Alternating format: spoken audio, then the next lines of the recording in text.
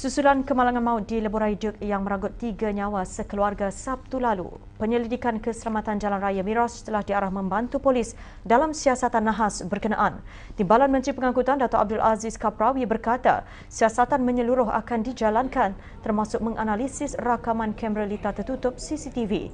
Hukuman seperti menggantung lesen boleh diambil sekiranya ada kecuaian dalam pemanduan mereka yang terlibat. Gejala-gejala yang tidak bertanggungjawab ini sebenarnya telah membawa kesan kepada orang-orang yang tidak berdosa. Jadi kita tidak mahu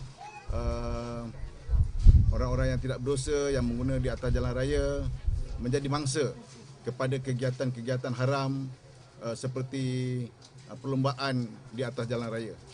Jadi saya akan pastikan JPJ membuat penguatkuasaan yang lebih keras.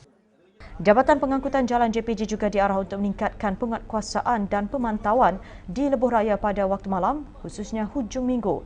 Ia bagi memantau sebarang kegiatan berharam yang boleh membahayakan pengguna jalan raya lain.